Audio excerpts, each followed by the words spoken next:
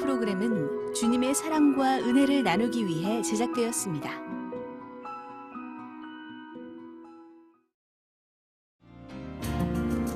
안녕하세요. 김관상 장로입니다. 신실하고 탁월한 기독교인을 모셔서 하나님께서 이분들을 어떻게 일하게 하셨는지 알아보는 프로그램 CTS 초대석. 오늘은 그리스도의 심장으로 동아프리카를 사랑하신 분을 모셨습니다.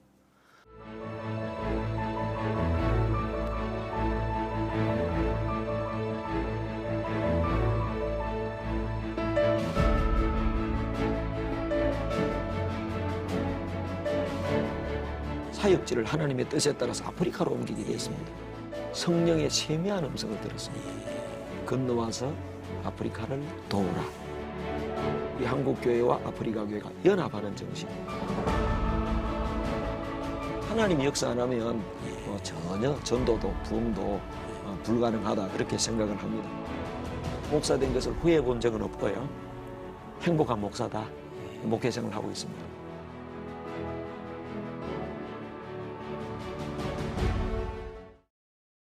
목사님, 부산에서 올라오신다고 힘드셨겠네요. 예. 초대해 주셔서 감사합니다. 지금 부산 비전교회 담임하고 계시죠? 네, 맞습니다. 예. 예수님 어떻게 인격적으로 만나셨는지 또 지난 감동 또 목사님이 된 그 이유를 좀 설명해 주시죠. 저는 모태신앙입니다. 어려서부터 교회를 다녔습니다. 그래서 좀 유전적이고 습관적인 그런 신앙생활, 종교생활을 하고 있었는데 중학교 3학년 때 수련회에서 큰 은혜와 감동을 받았습니다. 그리고 그때 두 가지를 결심했는데 하나는 1년에 성경을 1독 이상 하겠다. 또 하나는 중3학년 때요. 이제 새벽 기도를 다니겠다. 그래서 두 가지를 실천하려고 노력을 했습니다. 그러던 중에 20대 청년 때 신약 성경 복음서를 읽다가 예수님이 하나님이시다는 사실을 아주 강하게 뜨겁게 깨닫게 됐습니다. 그래서 예수님이 하나님이시고 창조주이시다. 그분이 나를 위하여 죽으셨다. 그래서 저는 일반 모태신앙에서 종교적인 신앙생활을 하다가 20대 중반에 예수님을 저의 개인적인 주인으로 모시게 됐고, 그리고 제가 이제 군대 생활을 약 4년 가까이 학사장교로 있었습니다. 장교로? 그래서, 학사장교로 있었는데 제대를 하고 진로 문제를 놓고 기도원에서 금식기도 하다가 하나님께서 말씀으로 저를 부르셔서 30살에 신학교를 가서 36살에 목사가 되었습니다. 22년 됐는데요. 한 번도 목사 된 것을 후회해 본 적은 없고요. 행복한 목사다. 목회생을 하고 있습니다. 지금 개척하신 지역이 해운대 지역이고 지금 성도 수가 한 20년 만에 좀 크게 부흥됐나요? 어때요? 제가 개척할 때 한 5가정 정도 17명 정도가 함께 개척을 했습니다. 20년 지나면서 지금 이제 출석 성도는 한 1000여 명 되고 등록 성도들은 한 1,400~500명 되는 가운데 있습니다. 지금 한국교회 개척하기도 어렵다. 또 한국교회 성도 수가 줄어든다. 또 교회 학교도 줄어든다 이렇게 하는데 그래도 개척해서 20년 만에 하나님께서 크게 일하셨는데 그래도 구체적으로 비결 몇 가지 좀 얘기해 주시죠. 제가 20년 목회하면서 교회 성장은 전적인 하나님의 역사라는 것을 뼈저리게 이제 절감을 하고 있습니다. 하나님이 역사 안 하면 전혀 전도도 부흥도 불가능하다 그렇게 생각을 합니다. 그런데 하나님은 사람을 통해서 일하신다.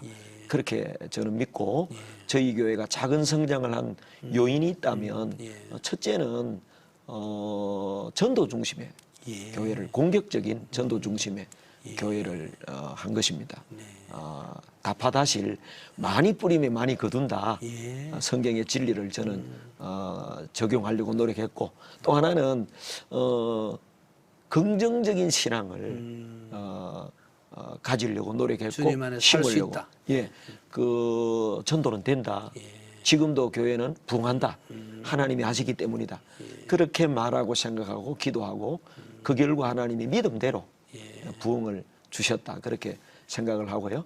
세 번째는 이제 교회가 성장하기 위해서는 그 평안이 참 중요하다.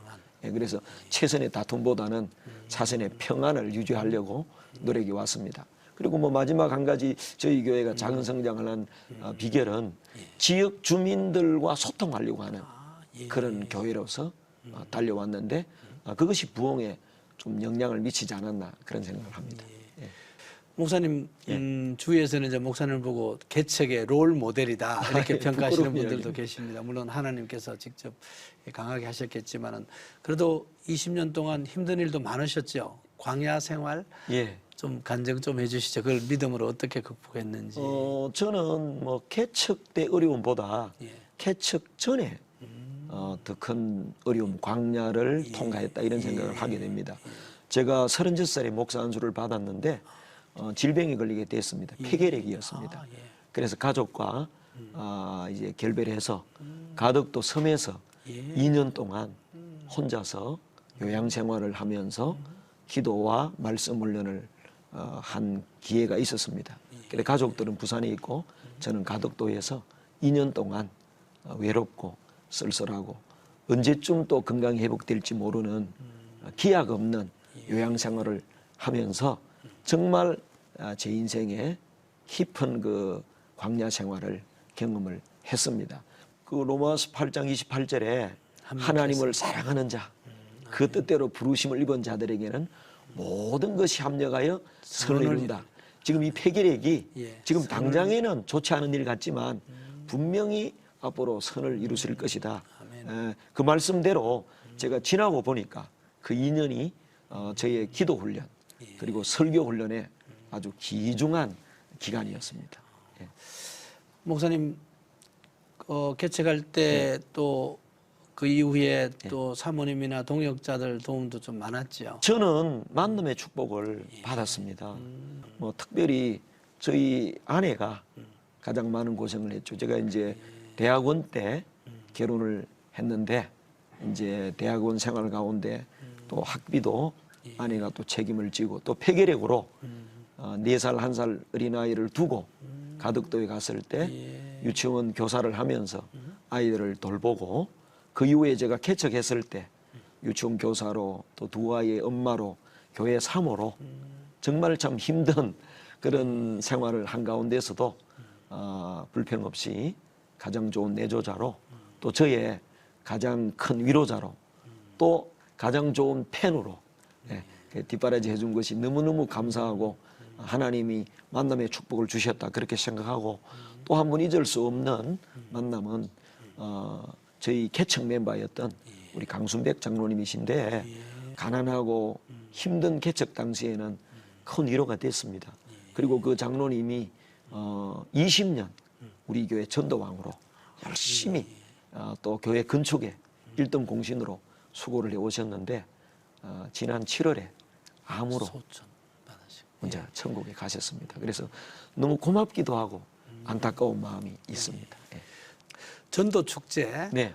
지금 뭐 다른 교회도 많이 하긴 하잖아요. 네네. 근데 사실은 이제 뭐 이 수적으로 우리가 효과도 또 하나님께 올려드려야 되는데 아까 뺐지? 그거 네. 하나 네. 보여주시면서 좀 전도 축제 네. 그동안 어떻게 하는지 다른 교회보다 좀 어떻게 새롭게 재밌게 유익하게 하는지 좀 설명해 주시면 좋겠습니다.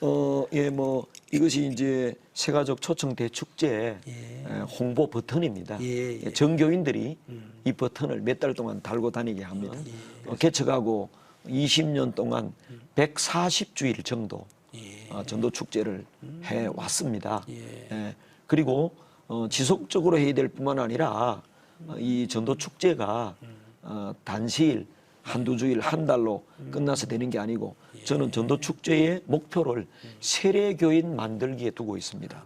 예, 세례교인 만들기에. 그래서 초청에 주력하기보다 초청 다음에 정착, 양육, 세례교인 만들기 여기까지 이제 목표를 세우고 달려갑니다. 저는 20년 동안 주일 낮 설교는 대부분 전도 설교를 해왔습니다. 그래서 단편적으로 한 주일 초청 잔치보다는 지속성과 또 어떤 세례교인 만들기 목표를 가지고 달려오므로 17명의 교인에서 천여 명 교회로 부흥하지 않았나 그런 생각을 합니다.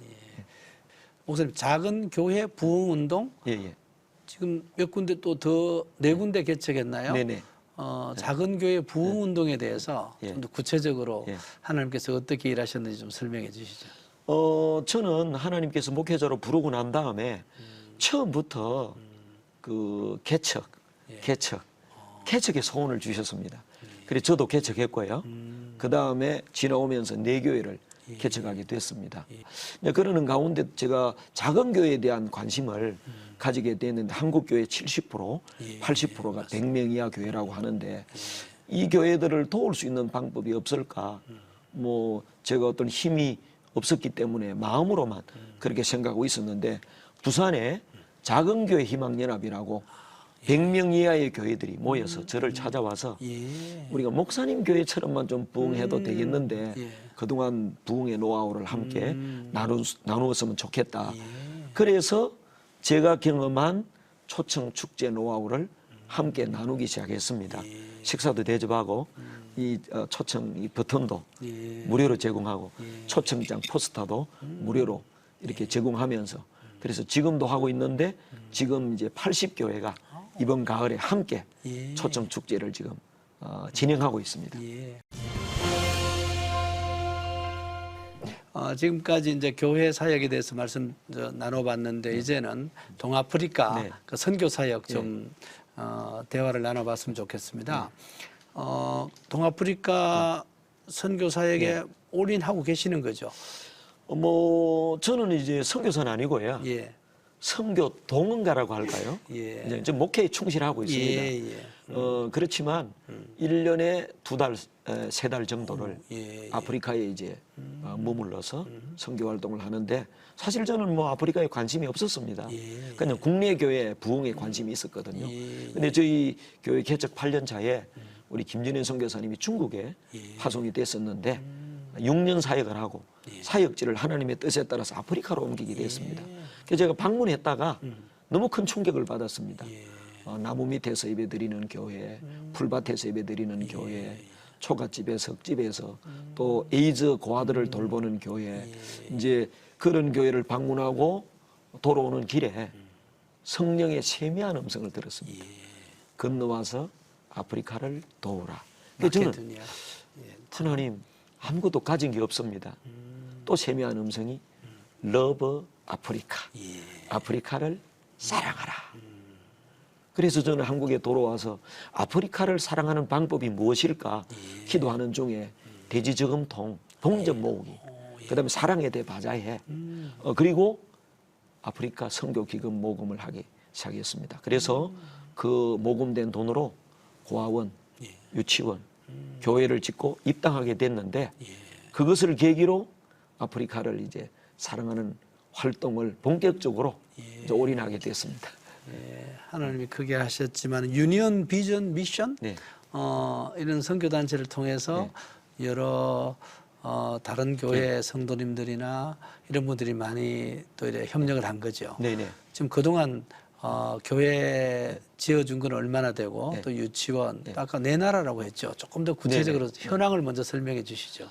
유니온 비전에서 그동안 5년 동안 이제 그 교회당 짓기 또 그다음에 유치원, 학교, 고아원 이런 그 건축 운동을 이제 벌였는데 뭐 처음에는 1년에 한 교회를 했습니다.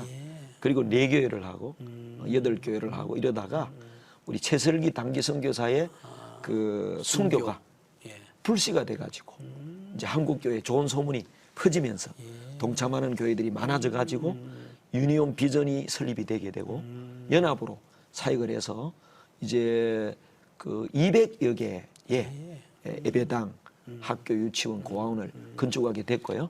작년부터는 1년에 100개 이상의 건축을 하고 있습니다. 지금도 40, 50개 건축 중에 있습니다.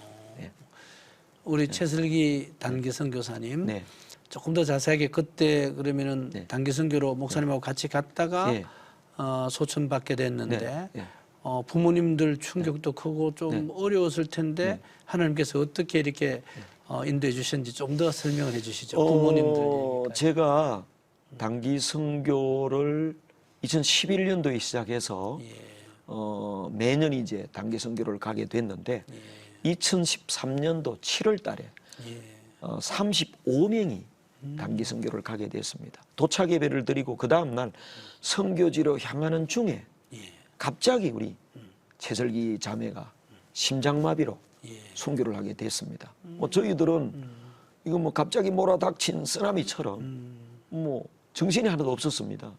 이 일을 어떻게 해야 될지. 가장 참 마음 아픈 것은 어제 출발했는데 오늘 그 부모님에게 이 딸이 참 귀한 죽었다는 그 소식을 전할 용기가 나지 않았습니다. 전화기를 잡고 1, 20분 동안 이렇게 둘러대고 하다가 결국에 딸의 죽음을 우리 집사님 부부에게 알렸을 때 전화기로 들려오는 그 울음소리, 그때의 그 마음 아픈 거 지금 생각하면 정말 가슴이 메어 옵니다. 그래서 집사님에게 딸의 죽음을 알리고 모든 일정은 집사님의 그 이제 그 뜻에 따르겠다. 철수하라 그러면 철수하고 부모님. 부모님 뜻에 따르겠다. 그랬더니 한두 시간 후에 이 부부가 의논해서 이런 연락이 왔습니다. 우리 딸의 장례식은 절차대로 진행하고 단기 선교 일정은 한치의 차질도 없이 그대로 진행하십시오. 울고 절망에 빠져있던 우리는 그 부모님의 음성을 성령의 음성으로 듣고 5시간 체류하다가 선교지로 다시 출발했는데 낮에 입당하기로 했던 교회당에 저녁 해가 질 때쯤 도착했습니다. 근데 그때까지 아프리카 이 교인들이 500여 명이 기다리고 있었습니다. 그래서 은혜롭게 입당 예배를 드리고 나중에 이제 부모님이 아프리카 오셔서 이제 화장 예배를 드리고 설기의 그 죽음을 이제 한 줌의 재로 아프리카에 뿌리고 이제 설기 대신에 부모님이 단기 선교에 참가해서 이제 일주일 동안 단기 선교를 하고 함께 돌아왔습니다. 거의 한시도 잊은 적이 없는 일이고, 그런데 가장 가슴 아픈 일을 하나님께서 가장 아름답게 바꾸신 그런 선교의 그 불씨가 되게 하신 그런 아름다운 사건으로 만들어 주신 그런 사건이라고 생각합니다. 올해 진행 중인 사역 어떤 게 있는지 좀 더 구체적으로 얘기를 좀 해주시죠. 우리 그 유니온 비전에서는 이제 한 서너 가지 사역을 하는데, 첫째는 목회자 말씀 재교육 세미나를 합니다. 아프리카 가장 문제가 말씀의 기갈입니다. 그래서 우리 선교사들이 뭐 1년에 거의 지방을 다니면서 창세기부터 말씀 재교육을 하는데 지금 10곳 이상에서 한 2,000여 명의 목사님들을 훈련하고 있습니다. 두 번째는 건축 선교입니다. 아프리카는 예배당도 전도한다는 말이 그대로 적용되는 지역입니다. 대부분이 그냥 뭐 외양간 같은 곳이나 초가집이나 흙집이나 혹은 또 이제 풀밭이나 망고나무 밑이나 이런 곳에서 예배를 드리고 있는데, 예배당을 건축하게 되면 큰 부흥이 일어납니다. 그래서 지금 이제 200곳 정도 건축했고 현재도 40, 50곳 건축 중에 있고, 또 다음 세대를 위해서 유치원과 학교 교육이 필요하다. 그래서 학교와 유치원 짓는 사역을 지금 벌이고 있습니다. 이제 또 마지막으로 아프리카 교회 부흥을 위해서 연합 사역을 연합 부흥회를 지역별 부흥회를 계획하고 있는데 지금 이제 시도 중에 있습니다. 우리나라 선교사하고 유럽에서 온 선교사들하고 좀 거기 계시는 분들이 아프리카 사람들이 좀 보는 게 좀 다른가요? 우리가 좀 적응하기가 쉽나요? 어때요? 외국 선교사에 비해서 우리나라 선교사의 차이를 어떻게 보나요? 먼저 선교한 분들은 유럽 선교사들이고 미국, 캐나다 선교사님들입니다. 근데 이제 제가 볼 때는 이분들의 선교 사역이 그렇게 성공적인 열매를 많이 맺지 못했다. 이제 몇 가지 요인이 있는데 제가 보니까 유럽 선교사님들의 사역이 주로 이제 신학교나 국제학교 또 NGO 사역이 좀 중심이 돼 있는 것으로 제가 느껴졌습니다. 이제 저희들은 직접 선교, 첫째 교회를 세우는 사역, 그 다음에 교회를 통해서 그 다음에 유치원, 학교, 이제 다른 사역을 그래서 교회를 살리는 것을 우선 과제로 두고 진행을 하고 있습니다. 그리고 유럽 선교사님들이 뭐 다 그런 건 아니겠지만 일반적으로는 조금 어떤 그 주종의 관계, 이제 아프리카 사람들과의 어떤 관계에서 저희들은 철저하게 연합, 우리 한국 교회와 아프리카 교회가 연합하는 정신, 동등한 입장에서 그래서 예배당을 짓는 것도 우리가 다 지어주는 게 아니고 그래요? 그분들이 할 수 있는 데까지 다 하도록 합니다. 예를 들자면 땅을 구입하고 또 벽돌을 굽어놓고 노동력을 제공하고 그 다음에 모자라는 부분 우리가 자재를 구입해주고 기술자를 동원해서 짓게 하는. 그래서 저희들은 이렇게 후원하고 그 교회의 자산으로 넘겨주고 그 다음에 자립하도록 그 이상 지원하지 않습니다. 자립해서 하도록. 그래서 아프리카 분들이 너무너무 고마워하죠. 어떤 선교단체에서는 이렇게 예배당을 지어주겠다. 그러면서 조건이 우리 소유권. 교단으로 우리 교단을 옮겨라. 뭐 등등등 이런 조건을 제시하는데 저희들은 조건 없이 협력하는 걸로 했을 때 그 목사님들이 아주 감동받고 이런 선교 활동하는 데도 있느냐고 그러면서 저희 지금 한국 선교사님들을 너무너무 좋아하고 있습니다. 예. 지금 우간다를 중심으로 네. 하시는 거죠. 네네. 우간다를 선교 전략 요충지로 이제 바다가 없는 나라죠. 그좀 우간다를 이렇게 중심으로 하신 그 전략을 좀 설명해 주시죠. 뭐 하나님의 섭리라고 볼 수 있는데요. 저희 선교사님이 우간다로 가셨고 그런데 뒤에 돌아보니까 우간다가 아프리카 중앙 정도에 있습니다. 그래서 부룬디하고 우간다가 아프리카 중앙쯤에 약간 밑에 있고 그 다음에 그 선교 토양이 가장 좋습니다. 지금 또 치안이 가장 안정돼 있습니다.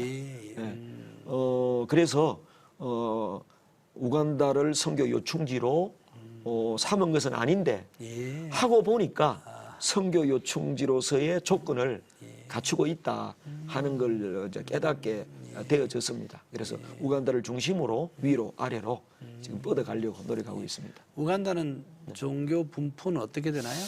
제가 뭐 정확히는 잘 모르는데 제가 파악한 바로는 그 기독교 계열, 천주교, 그 다음에 성경회, 그 다음에 개신교가 한 5, 60% 정도 되는 걸로 알고 있습니다. 나머지는 이슬람. 그리고 이슬람이 한 20-30%, 그 다음에 토속 종교, 미신이 20-30%, 이제 저희 개신교는 한 5%에서 10% 정도. 그래서 굉장히 많이 선교해야 됩니다. 평양 대부흥, 3.1운동, 종교개혁 이런 걸 앞두고 지금 우리가 또 대통령의 여러 가지 때문에 지금 어려운 상황인데 이럴 때 한국 교회에 좀 얘기하고 싶은 그런 메시지가 있다면 하나님께서 원하시는 메시지 좀 얘기해 주시죠. 뭐 저는 뭐 영향이 있는 또 목사도 아니고 한데 뭐 제 짧은 소견으로 우리가 종교개혁 500주년을 맞고 또 선교 2세기를 맞으면서 그동안 우리가 너무 지식적인 좀 신앙을 많이 소유하지 않았는가 이런 생각을 하면서 우리가 믿음과 삶이 좀 일치하는 그 다음에 삶이 뒤따라오는 그런 믿음, 좀 성숙한 믿음을 가져야 되지 않을까 생각을 합니다. 목회자로서는 설교를 잘하는 목사보다는 설교한 대로 좀 살려고 하는 그런 목사가 되어야 될 것 같고 교인들은 좋은 설교를 많이 들으려고만 하기보다 들은 말씀대로 좀 살려고 하는 노력이 더 필요하지 않은가. 지금 이 시점에 우리에게 가장 필요한 것은 삶이 있는 신앙이 필요하다. 이걸 위해서 노력해야 된다. 이런 생각을 하게 됩니다.